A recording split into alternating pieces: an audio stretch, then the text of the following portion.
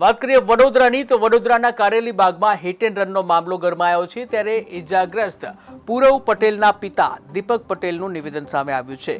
જ્યાં કહ્યું કે અમારા માટે ખૂબ જ આઘાતજનક સમય છે। મારી વહુ હેમાલી પટેલને ગુમાવી, મારો દીકરો હમણાં વેન્ટિલેટર ઉપર છે, દીકરાને શ્વાસ લેવામાં પણ તકલીફ પડી રહી છે ત્યારે સમાજમાં દાખલો બેસે તેવી કાર્યવાહી થવી જોઈએ તેવું જણાવ્યું।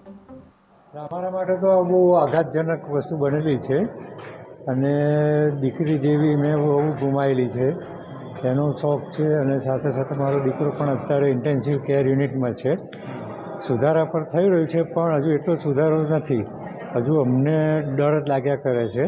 કેમ કે માથામાં ઇન્જરી થઈ છે, છાતીમાં ઇન્જરી થઈ છે, એટલે હવે અમને જેટલું સુધારાની અપેક્ષા છે એ પ્રમાણે તો નથી થયું પણ કદાચ ભવિષ્યમાં સુધારો થશે એવો મેં આશા રાખી છે। ન્યાયતંત્રએ તો એને જે રીતે કાયદાકીય જે સગવડ હોય એ પ્રમાણે એના પર એક્શન લેવાવી જોઈએ અને બીજાને સમાજમાં દાખલો બેસે કે આપણે આ રીતે વાહન ના ચલાવીએ અને બીજાને નુકસાન ના કરીએ। આજે વેહિકલને નુકસાન થયું તો હું પહોંચી વળું પણ માણસ જ મારું નથી તો હું એને કેવી રીતે પહોંચી વળું? તો એને એ રીતનું ભાન થવું જોઈએ કે હું ભવિષ્યમાં વાહન કેવી રીતે ચલાવું અને બીજાને નુકસાન ના થાય,